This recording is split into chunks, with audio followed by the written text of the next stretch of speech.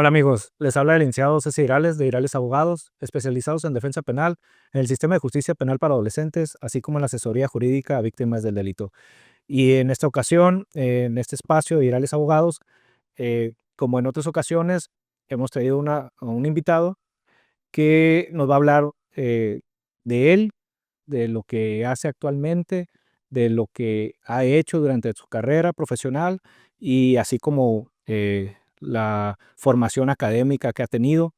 eh, pero pues me gustaría que él se presente, entonces le voy a dar el uso de la voz al doctor, por favor. Gracias, César. Soy José Ángel Bustamante Arbizu. Soy actualmente secretario proyectista en un tribunal, en un juzgado federal en materia mercantil en la ciudad de Mexicali, Baja California, del Poder Judicial Federal. También he tenido una carrera en la administración pública. Durante 11 años trabajé en el Ayuntamiento de Ensenada en diferentes cargos del área jurídica. También fungí como defensor de oficio del Estado de Baja California durante 2 años. Soy orgullosamente cimarrón, egresado de aquí de la Facultad de Derecho, zona costa de Tijuana, Baja California. Tengo, académicamente, soy doctorando. Estoy en una tesis que se denomina el tema de la falsedad, la falta de punición de la misma, que debe ser, en mi concepto, castigada de una forma diversa, no necesariamente penal. Tengo una tesis también en maestría, tengo una especialidad en secretario del Poder Judicial de la Federación del año 2020 y estudié la maestría en Derecho Constitucional y Amparo, egresado también por tesis. Y actualmente pues estoy candidateándome para juez de distrito en la ciudad de Tijuana, Baja California, en esta próxima elección del 1 de junio. El distrito 2, ¿correcto? Correcto, Tijuana, Tecate y Playa Playas de de Rosarito. Rosarito, ok. Sí, entonces, eh, tengo entendido que la mayor parte de tu ejercicio profesional lo hiciste como en el sector privado y también en administración pública, ¿no? 16 años en el sector privado, 14 años en las cargos de administración pública, es correcto. Y me imagino que en todo este tiempo, pues has recorrido el estado en infinidad de ocasiones por cuestiones de trabajo, ¿no es así? Sí, es correcto. Tijuana, Mexicali, San Quintín y Ensenada, donde hasta hace 2 años radicaba, como no. Ok. Entonces, eh, pues quiero pensar que ubicas perfectamente el estado, Sus problemas los y problemas. diferencias. Sí. También estuve como presidente del Colegio de Abogados de Ensenada y como secretario general de Federación Estatal de Abogados, Barras y Abogados del Estado. Ok. Entonces, me he divertido y paseado bastante por este bello estado. Sí, increíble. La formación eh, laboral o tu formación o tu preparación ha sido un poquito am, diversa a la que, por ejemplo, con los invitados que he tenido, ¿no? Ujú. Que han sido mayor parte también que han formado parte del Poder Judicial y eso, y o que fueron del Poder Judicial, después se activaron en el sector privado, pero tú vas a la inversa, ¿no? En este camino, o sea, del privado, del particular, brincaste o ingresaste a las filas del Poder Judicial. ¿Cómo ¿Cómo nace esa inquietud? cómo cómo nace esa primero que nada, cómo nace esa inquietud? Digo, sí,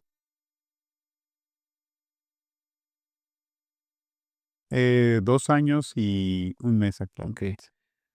pero, tuviste el curso de secretario en 2020, Así es. okey. Entonces ya había acercamiento, siempre digo, por todo este tiempo que llevaste en el sector privado, perdón, eh, precisamente, ¿cómo nace esa inquietud por participar Da. o Por estar por registrado estar? por el Poder Así es. Judicial. Bueno, mi formación originalmente, cuando estudiaba, estaba en segundo semestre, yo se la atribuyo a 2 personas, a un juez en retiro, un juez penal en retiro, Gabriel Ascano Sagún, juez penal que cuando yo llegué, pues, de la universidad, Nobel totalmente, él me puso a estudiar y me enseñó con el ejemplo del trabajo. Incluso en los ratos libres, que eran escasos en el juzgado penal o en vacaciones, me exigía o me tomaba un libro de cualquier materia. Él me enseñó a estudiar cualquier materia, no nada más la penal. Importantísimo eso. Sí, Luego y sacaba un libro de derecho administrativo y me decía: "Vas a leer de la página 50 a la 70 el capítulo tal, y por lo tanto, te voy a preguntar cuando acabe de revisar la firma". Y así era una rutina diaria. De ahí empecé a ver esas materias. Posteriormente estuve con un secretario, también juez penal actualmente, José Luis Castañeda Carrillo, quien me enseñó mucho sobre el orden y sobre el ser meticuloso. Entonces, de ahí ella traía la inquietud del Poder Judicial. Sin embargo, en aquellos años y hasta fechas muy recientes era un poder hasta cierto punto cerrado. O sea, querían que te quedaras ahí para poder hacer méritos para luego empezar a escalar. Entonces, francamente, el tema económico pues era complicado. Egresando de la carrera me vine a trabajar a Tijuana durante casi poco más de un año y de ahí surgió la oportunidad de irme defensor de juicio de la ciudad de Ensenada. Ahí coqueteé un poco con el Poder Judicial, me decían, bueno, vente de actuario, pero francamente, eh, pues la situación así como que sí, no, temporal, salgo de ahí, me voy a trabajar con un abogado especialista en materia agraria que me comparte su conocimiento en materia agraria y me empieza a entregar asuntos de todo tipo, administrativos, civiles, penales, que ya tenía la experiencia. Posteriormente pongo mi oficina, luego entro a la administración pública, al ayuntamiento como coordinador de jueces calificadores. De ahí entro a la dirección de asuntos jurídicos, que ahora es subdirector, luego estoy en la subdirección en tesorería, y así pasaron 11 años, volando. Entonces, siempre tuve la inquietud del Poder Judicial, pero realmente era difícil entrar, más si no estabas ahí. En el 2018, 19, concursé, o por ahí más o menos, para un Poder Judicial del Estado, que en la lista de reserva, que en un lugar X, y nombraban pues gente que estaba dentro del Poder Judicial, pero como yo era ajeno, pues no. Sí, siempre, Sí, siempre bueno, la cuestión lo manejan como la meritocracia, ¿no? El hecho de que estuviera ahí, digo, se entiende que, o se pudiera entender el hecho de que, bueno, el personal que ya está aquí, pues se ha formado dentro de, y por tanto, pues consideran que pudiera ser el más apto, ¿no? Digo, pensando en el buen sentido de la y tienen razón, situación, ¿no? porque es diferente la visión de resolver problemas cuando se está dentro que cuando se está afuera. Pero sobre todo la capacitación administrativa que se da dentro es muy intensa, no se diga en el Poder Judicial Federal, el Estado es bastante, pero en el Poder Judicial Federal eh, es superior, es más carga. Entonces sí, yo creo que esa capacitación se adquiere en base a la experiencia interna. Sin embargo, yo siento que las personas que están fuera del Poder Judicial pueden aportar una visión importante y diferente para resolver los conflictos de fondo o incluso el tema procesal.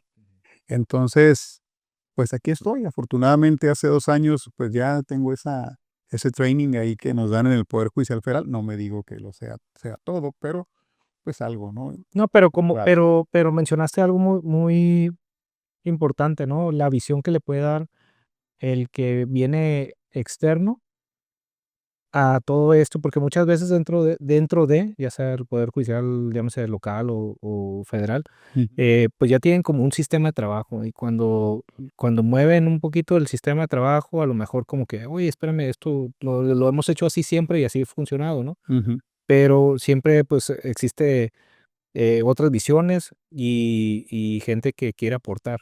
Sobre todo eso, ¿no? Que quiere aportar y que quiere cambiar, y no porque esté mal, sino a lo mejor mejorar, ¿no? Hacer una mejora a ese sistema de trabajo, a esa forma en que se ha venido trabajando, que el hecho de que hayas venido, de que una persona que venga externo, pues es que viene y les dice: "Esta es la problemática que nosotros como externos nos encontramos o nos enfrentamos cuando venimos a pedir, o nuestros asuntos, o venimos a litigar nuestros asuntos", ¿no? Eso también es otra visión, y dices: "Ah, bueno, pues sí, pues, es que por lo regular ya son personas que tienen mucho tiempo dentro del poder judicial, ya se adaptaron a la forma de trabajo", y cuando vienen de fuera le dices: "Güey, esto es a lo que nosotros nos enfrentamos como litigantes, y esto se puede mejorar así, y darle una mejor, servicio o una mejor atención al público, a los usuarios, a los litigantes, a todo mundo, pues". Correcto. Creo que todo sistema es perfectible, siempre. Todo sistema humano tiene un área de oportunidad. Antes de mover una pieza es importante conocerlo completamente. Y sí, es definitivo. Hay algo ahí que siempre he observado y se los comento a los colegas, ¿no? Es servicio público, es atención al público. Muchas ocasiones nos encontrábamos con tribunales que era la inversa, sentían como que a la gente no se le servía, sino se le ponían una serie de obstáculos y barreras, que eso creo que es lo que ha motivado el desconocer qué es lo que hace un tribunal, qué es lo que hace un juez. Y que, bueno, para este momento estamos hablando de en cualquier fuero, o sea, tanto federal como local, sí se puede dar.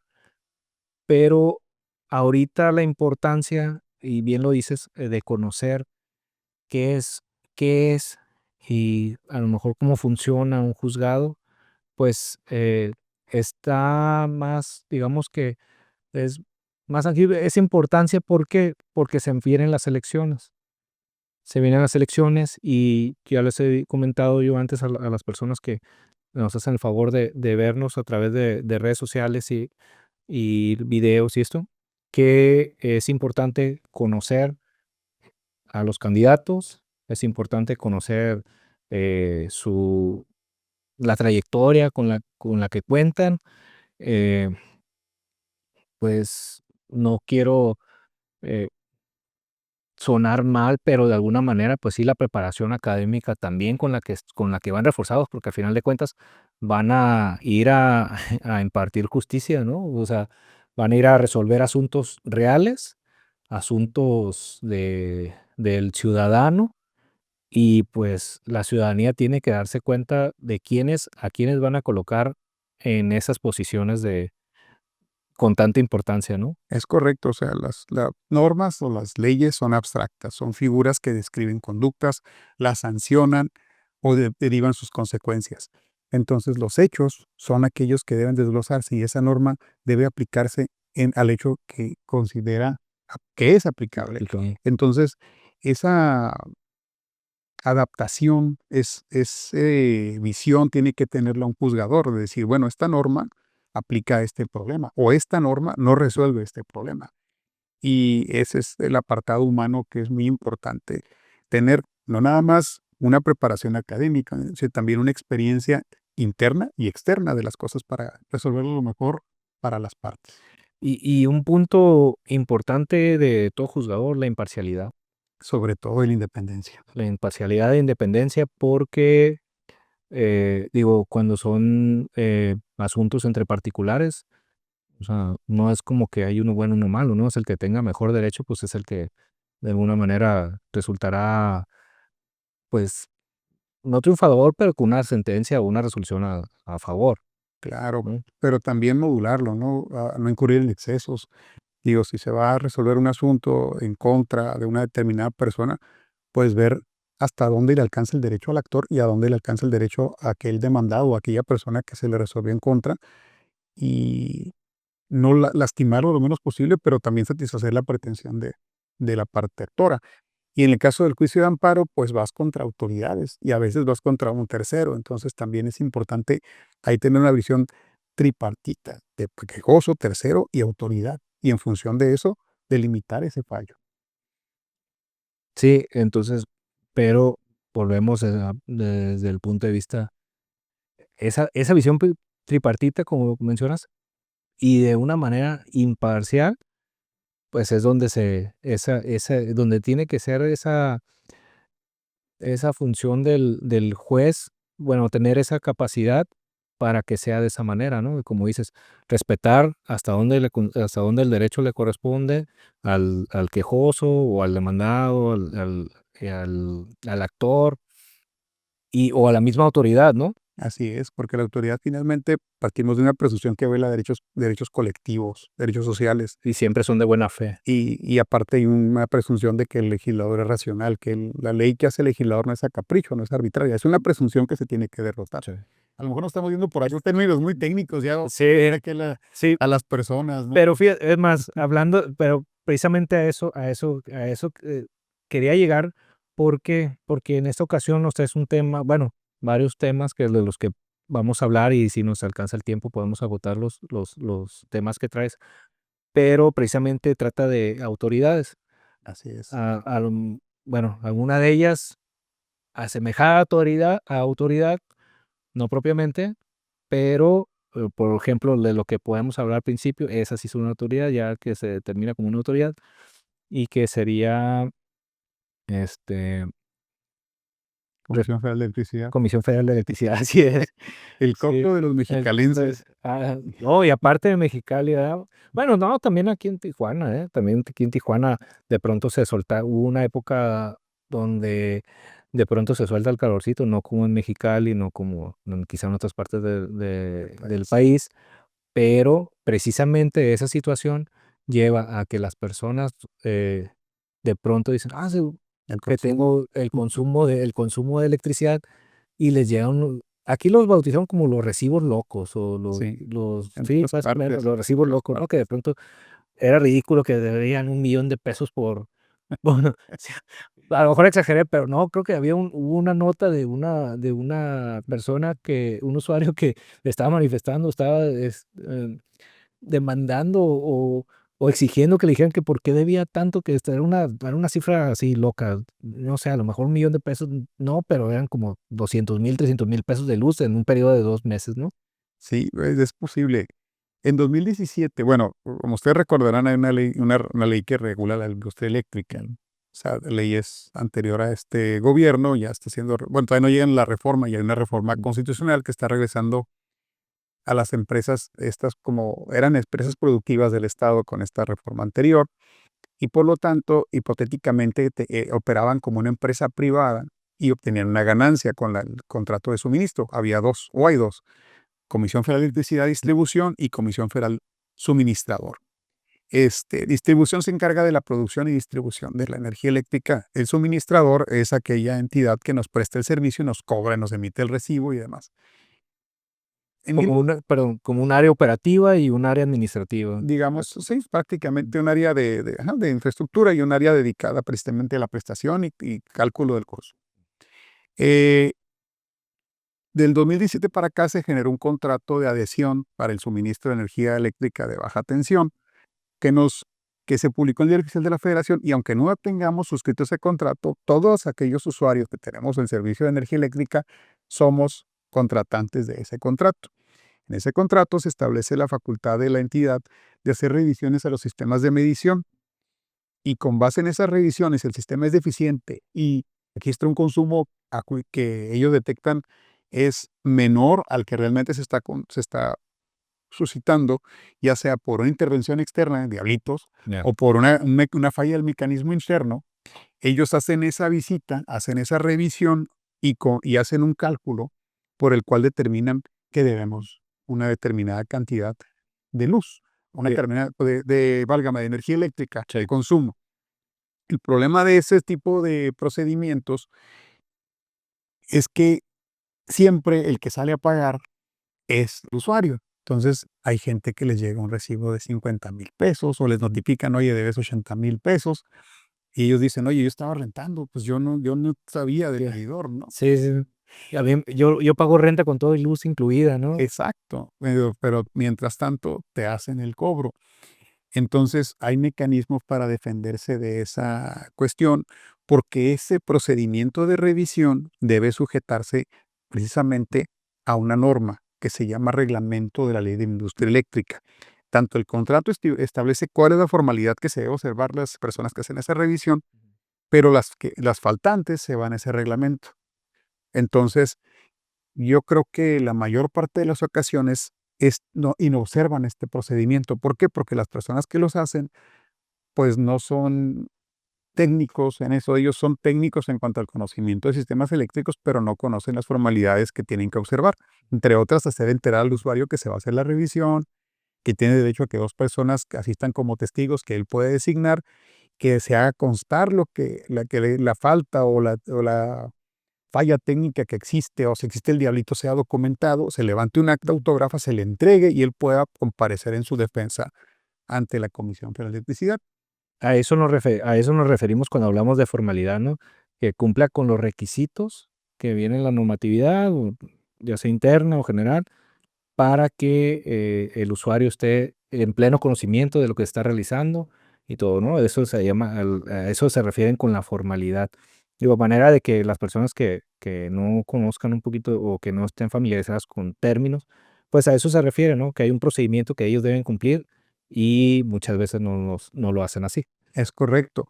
Entonces, cuando eso pasa, las personas pues no saben qué hacer y lo que deben de hacer es buscarse un abogado que conozca de la materia mercantil, porque ese contrato que rige esa relación entre, suministrador y usuario es de orden mercantil.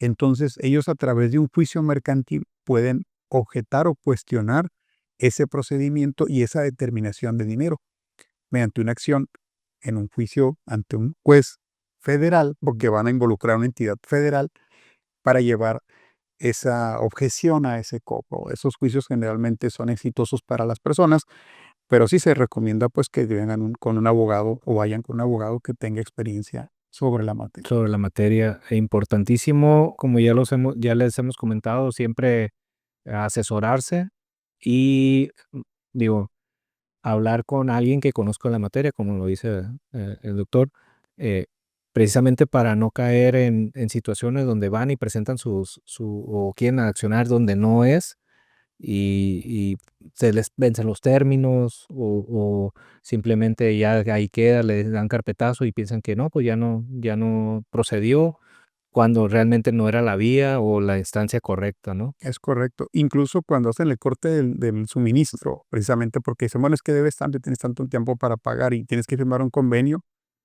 pues el juez federal tiene la posibilidad de dictar una medida cautelar y reinstalar el servicio, a cambio de un depósito de una garantía mínima en función del adeudo. Entonces, este mecanismo realmente es útil, muchas veces es desconocido por los usuarios y se ven sometidos a pagar cantidades que a veces no les correspondía pagar, ¿no? No digo que en todos los casos suceda, pero sí puede darse.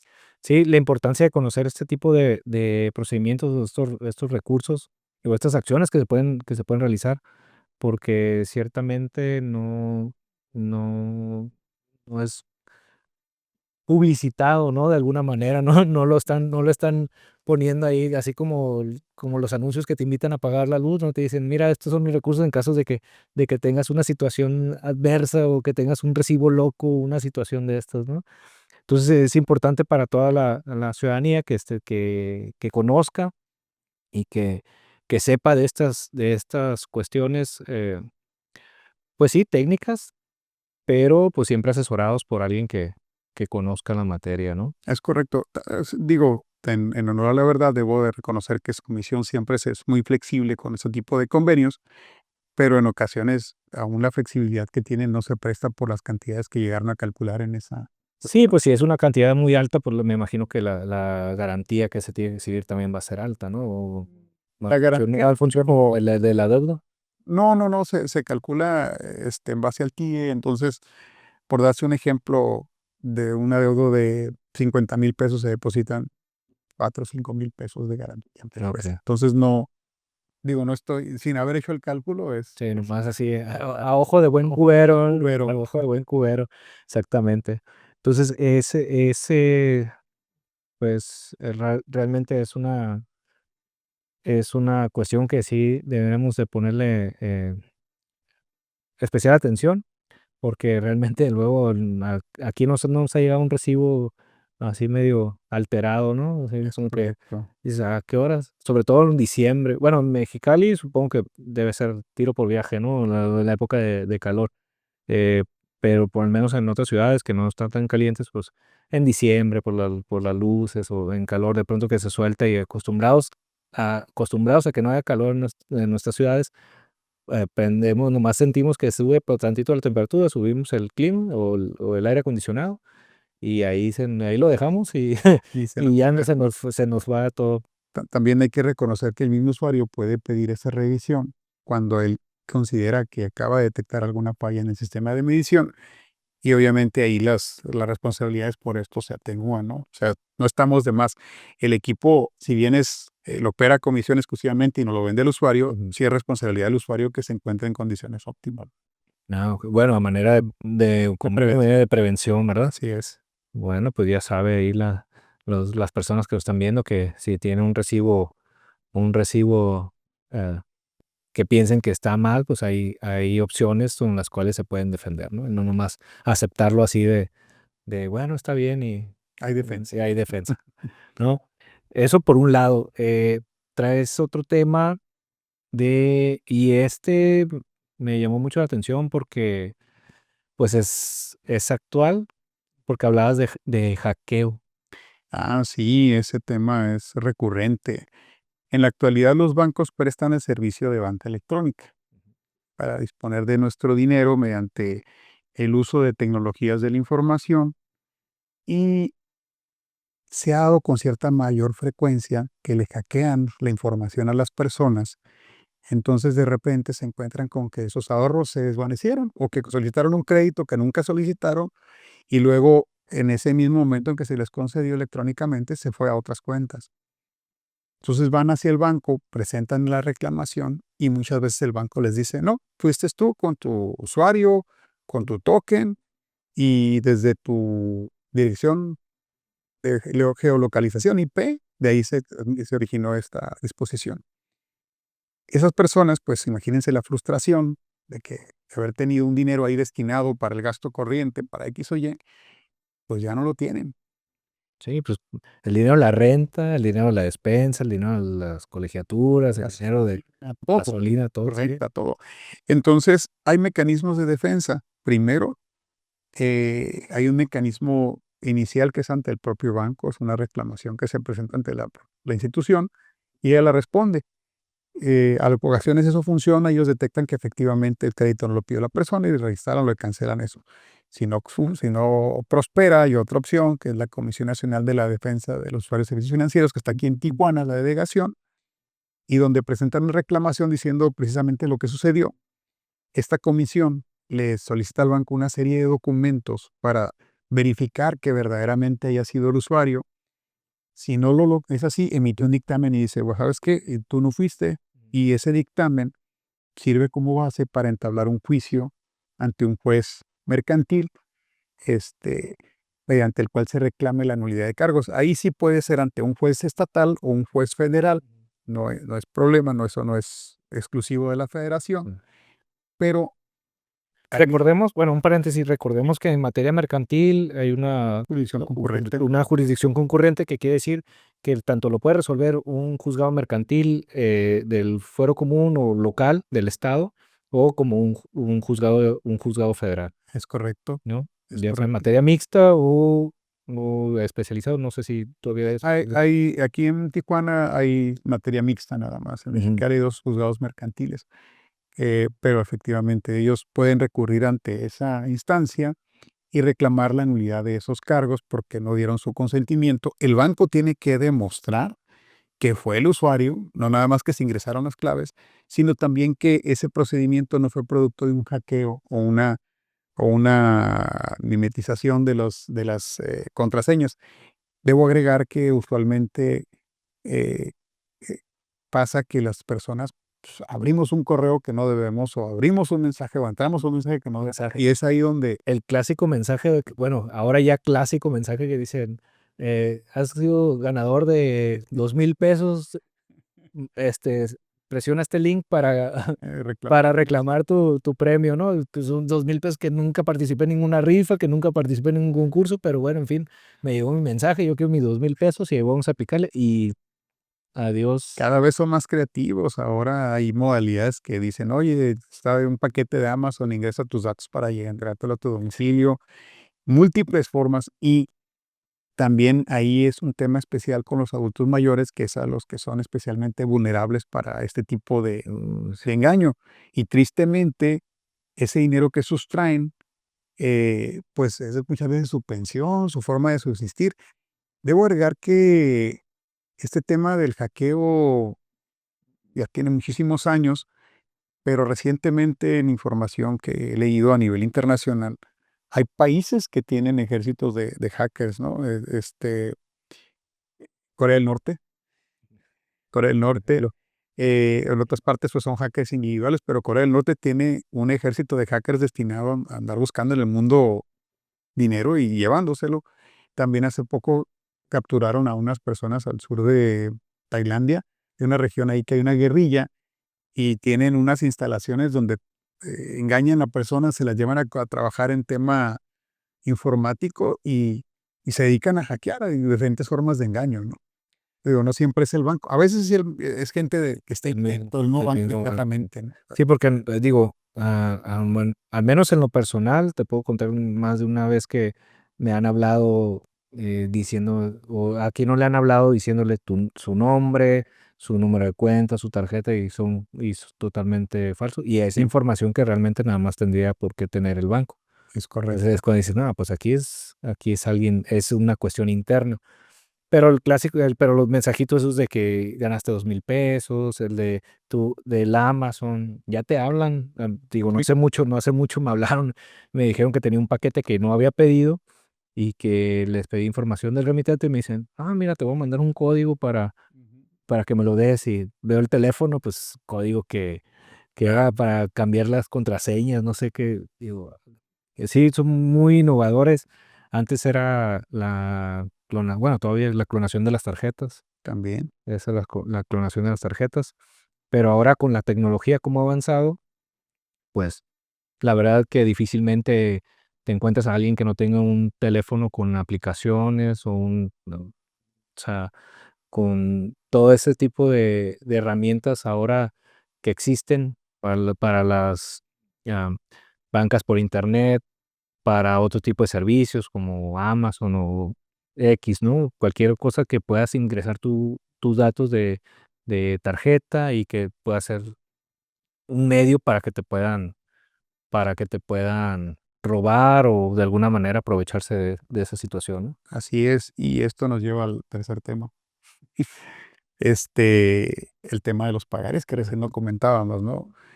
Mm, en la actualidad el uso del pagaré es un título de crédito. Antes se utilizaban varios, ¿no? Letras de cambio, vales, certificados de depósito, etcétera. Han ido en desuso y se ha quedado el pagaré. El padre. El pagaré como una herramienta de cobro eficaz de una persona hacia otra, incluso hacia un aval.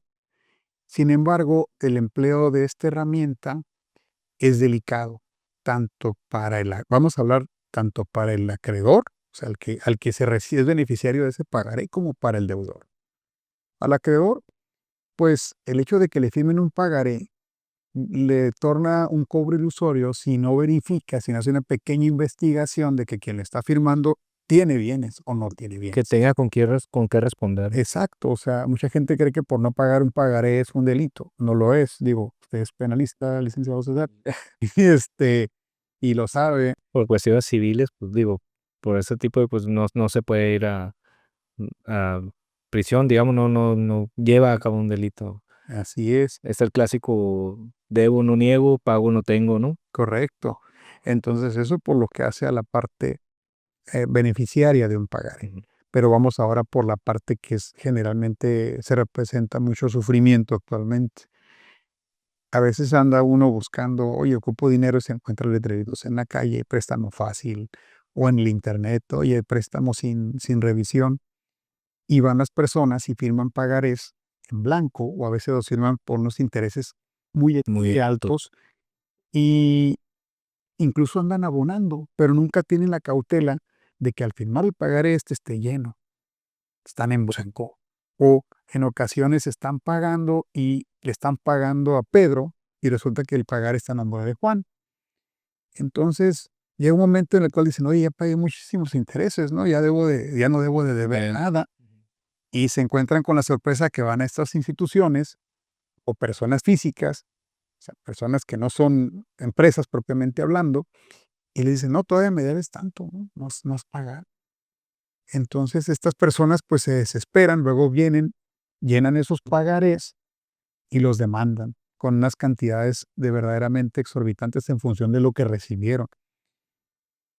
Bueno, pues ahí está el tema de cuidarse cuando se va a suscribir un pagaré, porque un pagaré representa el derecho de pago o el derecho o la obligación de pago sin ninguna condición. Es decir, cuando yo respondo o atiendo una demanda de un pagaré, no puedo decir, no, es que sabes que no me lo debes de cobrar, etcétera, etcétera. Es una promesa incondicional de pago y hay muy limitadas defensas en contra de ese tipo de instrumentos. De ahí que es de suma importancia que cuando se va a firmar un pagaré, este sea un fiel reflejo de la obligación que se está asumiendo. Si me van a prestar 10,000 pesos, pues que ahí diga 10,000 pesos. Si me lo está prestando Pedro o Juan, pues que diga que es a Pedro o Juan y que me den una copia del instrumento para evitar o defenderse de las posibles alteraciones que pueda tener.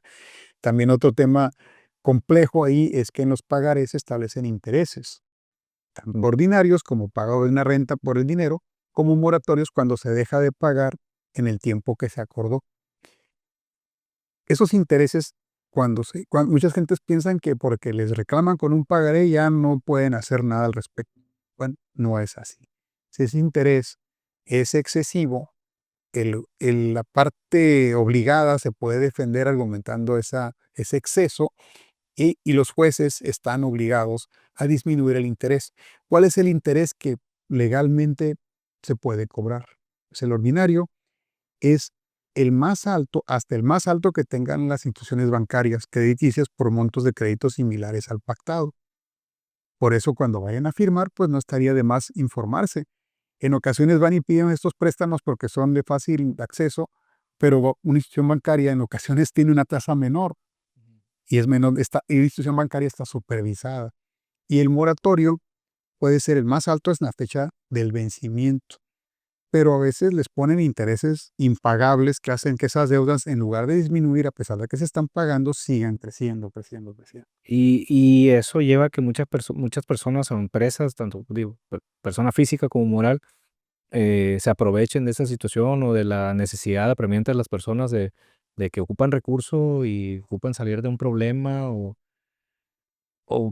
algunos en ocasiones simplemente es porque quieren darse un lujo, o sea, que todavía a mí me parece un poquito más, mm, aventarse un tiro de esos por querer agarrar un viaje o por querer hacer una cuestión que realmente no es una necesidad apremiante, pero cada quien y se meten en esos líos con intereses altísimos, con cantidades impagables o con montos que a la hora de estar pagando vas a pagar el doble, el triple y lo que se le ocurra, ¿no? Así es.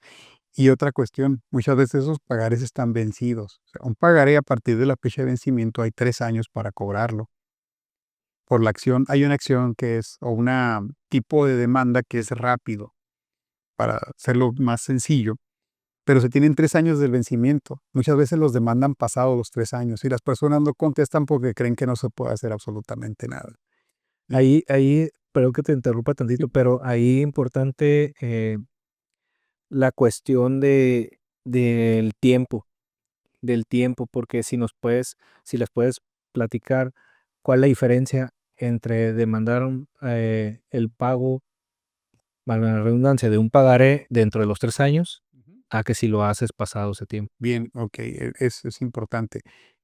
Antes del día 1 del vencimiento al día último del tercer año, la persona a la que se le debe tiene una acción rápida, un derecho para cobrar rápido, en el cual inicia con un juicio que es muy, muy breve, que inicia con una orden de embargo en contra de la persona.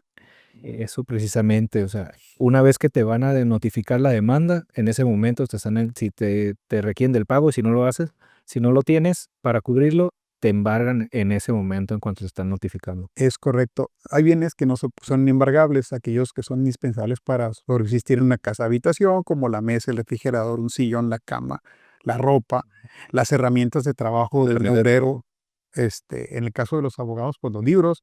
Este, Sin embargo, pues a veces llegan estas personas incluso fuera de procedimiento, o Ujú. sea, fuera de todo juicio, llegan grupos de cobradores y acosan a las personas Logro extrajudicial. y se llevan la televisión, la cama, las La sábanas cama y y todo. hasta el gato, ¿no? Sí.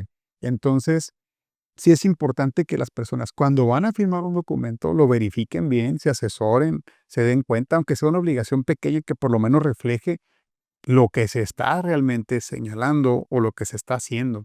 Bueno, pasados los 3 años, se le dificulta al acreedor, al beneficiario, cobrar, porque entonces ya tiene que revelar por qué razón se firmó el pagaré. Se convierte en un juicio que es una acción que se llama causal, que ya inclusive puede no ser mercantil, puede ser una cuestión de orden civil. Por ejemplo, no sé, tú y yo no somos comerciantes, me vendes tu celular, yo te firmo un pagaré, pasan los 3 años, vienes y me cobras, pues ya tienes que decir, oye, es que le vendí un celular a José Ángel y vengo a cobrárselo, y el pagaré es una prueba de que me debe. Ya no tiene el derecho de llegar y embargarme de inmediato, sino tiene que llevar un procedimiento diferente. Cuando se tire el pagaré entre los primeros 3 años, no se tiene ni siquiera que decir la causa por la cual se firmó, solamente demostrar que existe, que está firmado, que yo soy la persona que estoy legítima, aunque tengo el derecho de cobrarlo, y ya, el demandado o la persona obligada es la que tiene la carga de demostrar que se pagó, que el pagaré no es pagaré, que es un producto, una falsedad, o que está alterado. Cosas muy distintas o muy difíciles de probar en un juicio. Por eso la importancia de tomar una copia del documento, porque luego no falta, como dicen, ¿no? Que están en blanco, que le dejan la fecha sin colocar la Cierta. fecha, Ujú. o sin los intereses, nomás ponen la cantidad que se está o bueno, que se está tratando, pero no ponen los intereses y ahí es donde se aprovechan, no ponen interés altísimo, X cosa. Ahorita la misma tecnología resuelve esa situación. Los teléfonos actualmente ya difícilmente no hay uno que no tenga una cámara con Correcto. fotografía y es una manera, por lo menos práctica, de tener ahí un registro de ese documento, ¿no? A la hora de firmarlo. Es correcto. Y es una forma de defenderse, porque en realidad esos documentos se utilizan mucho por bajas cantidades. Entonces, mm, la defensa, contratar a un abogado para defenderse de ese tipo de documento por una cuestión que uno pudo prever, la verdad, es onerosa. Se trata, yo creo, de ser directo, ser transparente con ese empleo de esos documentos. Incluso, pues aunque sean empresas que se dedican a ese tipo de cuestiones, pues con mayor razón deberían de ser transparentes. Se aprovechan de que no son supervisadas. Los bancos sí tienen una supervisión y la Comisión Nacional Bancaria les establece ciertos parámetros y les autoriza sus tasas o no les autoriza sus tasas máximas de interés. Eso no pasa con los particulares que actúan como persona física o a veces constituyen empresas que ponen que su objeto es el préstamo de Que a eso dinero. se dedica, Y ¿no? eso se dedican y hacen una publicidad muy agresiva y uno los encuentra en internet. Oye, préstamo fácil, aquí rapidito. Mm. A lo mejor dije el nombre de una empresa, no era, creo. No te verificamos en buró, no importa si estás en buró de crédito, ¿no? Todas esas facilidades que a la gente pues se vuelve atractivo para el público, ¿no? Se vuelve atractivo para el público, pero realmente pues lo están enganchando en una situación donde difícilmente van a poder salir, eh, pues, Bien, si van a claro. buscar un beneficio o algo, difícilmente van a poder salir bien librados, ¿no? Como bien lo mencionas. Eh, es una situación que es muy común ahorita en la actualidad, por lo mismo toda esta creación de empresas que se dedican a eso y que los vemos en la calle, ¿no? Y algunos tienen publicidad hasta en radio, televisión, otros en los postes, en los papelitos esos que arrancan, ¿no? Llame aquí, ¿no? Como si estuvieran buscando empleo o cualquier cuestión. Así de sencillo es y así de sencillo es caer también en estas, muchas de estas que se dedican a eso, pero con la finalidad de, generar intereses altísimos, o cobros y realizar, préstamos que van a ser impagables, y al final de cuentas, pues, lograr una ellos sí pudieran lograr un beneficio o un mal beneficio en el sentido de que, pues, ellos tienen los documentos, los pagarés, y ellos los pueden hacer efectivos, o sea, pueden hacer efectivo su cobro de manera inmediata, como lo comentas. Y, pues, imagínate, digo, que f cómo se siente la gente que va, pide una cantidad mínima, porque ahorita tocaste un tema y, ahorita quiero llegar a eso. Eh, Pide una cantidad mínima donde ya se le vuelve donde no puede terminar de pagar y llegan y le ejecutan le notifican la demanda y le ejecutan un embargo y ya, y ahora va con buscar una representación. Y el abogado, por lo menos, digo, el abogado particular, pues va a ver si le interesa o no, porque dice, no, pues este monto, pues A lo mejor ni lo que le voy a cobrar, Es correcto. ni lo que voy a en tiempos, en audiencia, en contestar la demanda, en todo eso. Y al final de cuentas, pues, o sea, yo sé que hay eh, a lo mejor quien sí tenga una cuestión de labor social y diga, ok, vamos a ayudarle, pero difícilmente se va a encontrar alguien que le diga, pues sí, yo le llevo eso y le voy a cobrar tanto, porque precisamente eso, y eso vuelve a... Y las empresas que se dedican a eso, creo que lo saben, y es donde y justamente se aprovechan en esa situación. Sí, sí, hay que tener cuidado con el empleo de un pagaré. Bueno, pues así que ya saben, informados ya están. Pues la verdad que me da un gusto que nos hayas acompañado Gracias. a venir a venir aquí con nosotros a platicar un poquito de estas cuestiones. Y por favor, quisiera preguntarte o pedirte que si tienes redes sociales, las compartas con nosotros. Claro, Yo sé que ahorita están compartiendo información variada y por esta situación también de este proceso electoral cuando estamos, eh, pues ya estamos ya en ello. estamos en él. Y por favor, pues si gustas compartirnos eso. Claro que sí, mis redes sociales son José Bustamante Arbizu, José Ángel Bustamante. Me encuentran en Facebook y me encuentran en Instagram con ese nombre. Este, y pues quedamos a la hora. Nada más para comentar a la gente que es el por el Hoy Distrito 2, distrito 2, boleta amarilla, ujú, el número 15. que es boleta amarilla para juez. En este caso va a ser, ¿en qué materia? Juez de distrito en materia mixta. En materia mixta. Y me van a, pueden votarme en Tijuana, Rosarito y Y Tecate, Baja Tecate. California. Qué bueno, pues ya saben, el doctor eh, José Ángel Bustamante. Pues, Prefiero con José Ángel. con José Ángel Bustamante. Doctor, Bueno, pero es que ya es una cuestión, a lo mejor que ya tenemos muchos nosotros, ¿no? En este sentido de que los títulos, pero la verdad es de que José Ángel has venido a darnos información muy valiosa y por la cual estamos profundamente agradecidos. Entonces ya saben, y invitar a la gente nuevamente que vaya a votar de manera consciente, conozcan a sus candidatos y pues ya saben, eh, esperamos contar con con sus vistas para las siguientes participaciones que vamos a tener. Recuerden que soy el licenciado César Irales, de Irales Abogados, especializados en defensa penal, en el sistema de justicia penal para adolescentes, así como en la asesoría jurídica a víctimas del delito. Y pues no me despido sin antes agradecer y este programa, por la realización de este programa, bajo las cámaras de ¿Qué onda Films? Gracias. gracias.